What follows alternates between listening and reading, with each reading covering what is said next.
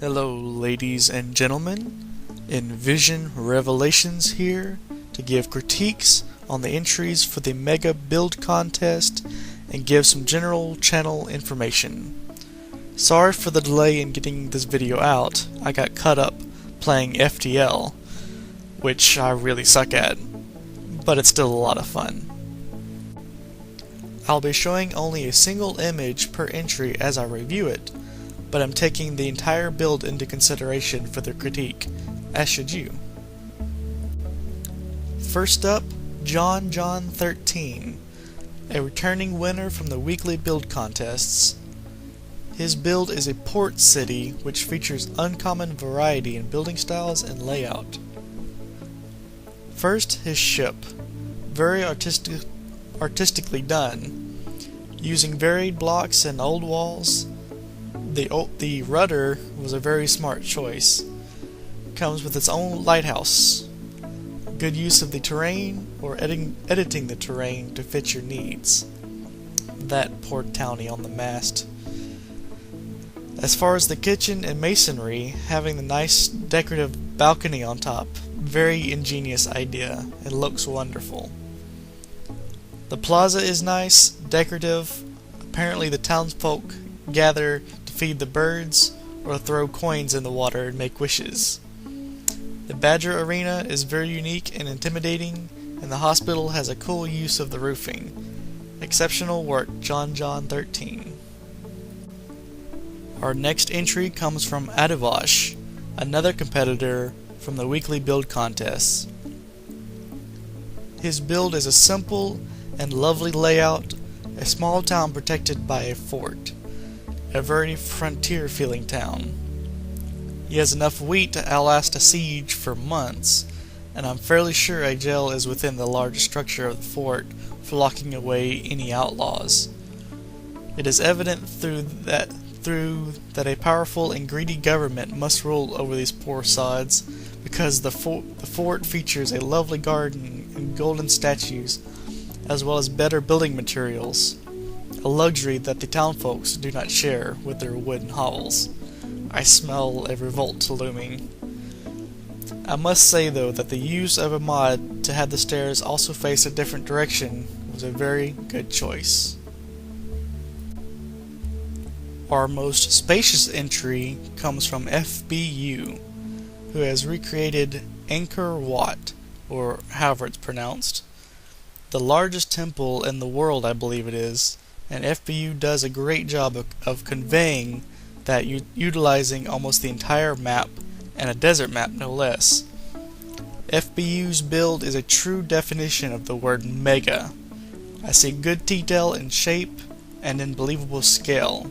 Extremely well done. My negative critiques, however, is besides shape details, there are no additional details. Only 2 or 3 kinds of blocks were used, and in the full picture you can see all the 3x3 homes his poor slave labor had to use to build it. I personally would have removed the zones and deleted the beds before taking the picture. Up next, Badger, a repeat winner from the weekly build contests, and happy to have him back for another contest.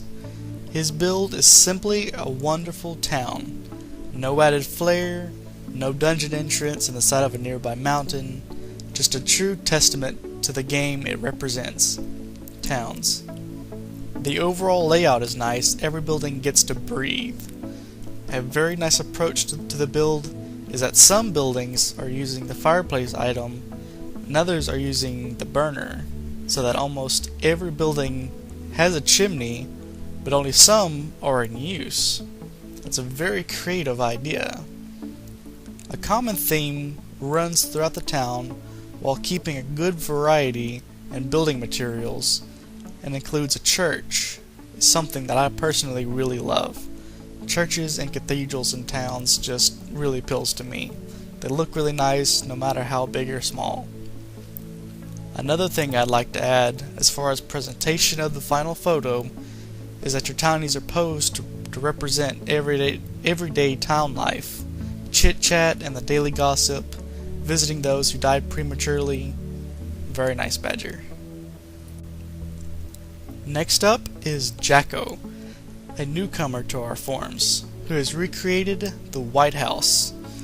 While not a very mega structure itself, the power it wields is beyond mega. So I see where you're going with this. I'd have to say though more time could have been spent on it to make it more accurate to the real structure as far as scale. I'd say I'd like to see some interior pictures as well, but I think it'd be pretty hard to get actual in-detail layout of the White House without the CIA coming knocking on your door. Next up, Ke C01. Their build is a small fort of some kind, perhaps a dungeon entrance, as it appears to be meant to keep something in rather than out. This is evident by the lack of a gatehouse in the outer wall. I wonder what's being locked inside. Is it treasure? Is it some evil force that would bring ruin upon the world? No, certainly treasure. It must be broken into. It already has a deer that's scaled the wall. Greedy deer. As with the last entry, more time could have been spent on the project to flesh out further features to make it more exciting. Ah, my dear friend Ke, finally joining on one of the contests, and with a bang for sure. Another port town like Jon Jon13's. Great minds think alike, yes? Only this time it is a fortified city, and very compact but bursting with life. A self-sustained city with all its resources within its walls. Great building varieties across the entire city. No moment while looking across it does the eye get bored. There's lots of color and decorations to look at. A very impressive mega build indeed. Well done, Ke. Buster 10, the final winner of the weekly build contests, returns and builds another castle. Like last time, it is of impressive scale, only this time it is more dynamic and much more intimidating. It is very well accented and very well thought out with a fully furnished interior, which is quite impressive in its own right.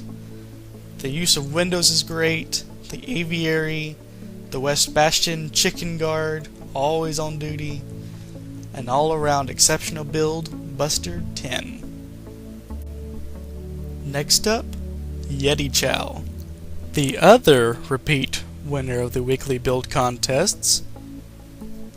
Go big or go home. He felt the God King was not pleased with his golden statue, so he told them, build it bigger. It can now be seen from many miles away.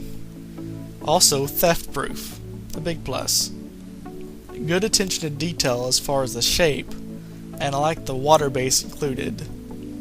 I would, however, have liked to see some color accents somehow, to give the statue much more definition, but I'm not really sure how that would have been able to be possible.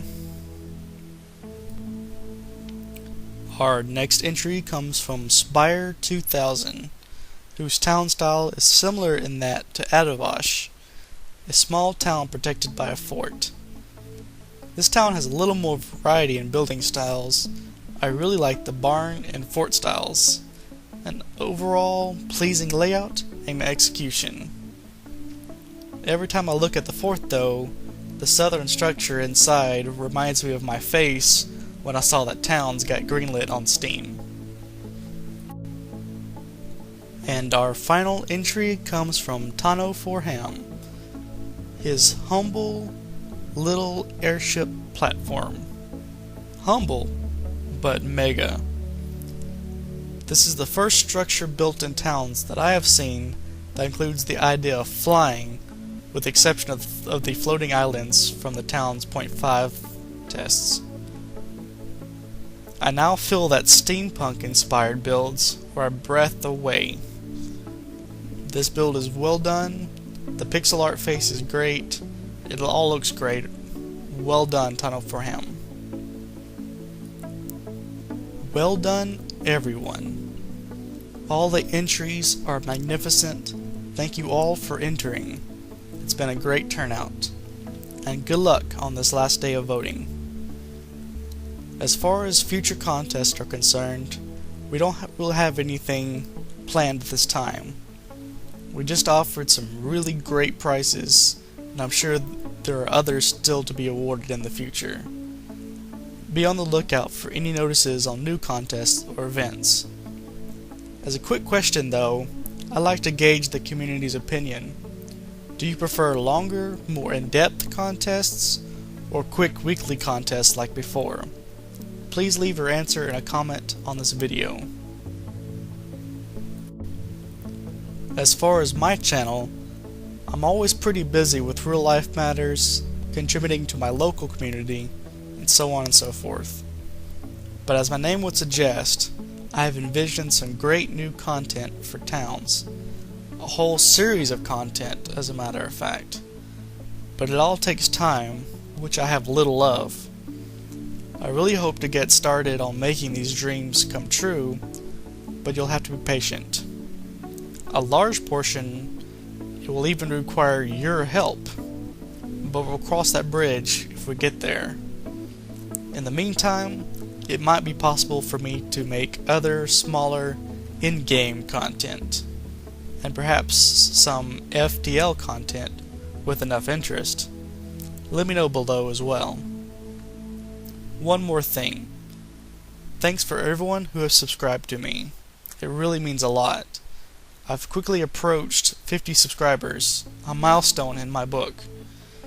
If you can help me reach 50 subscribers, I'll release a special thank you video that anyone interested in computer animation will love. Thank you guys and gals. I'll see you next time.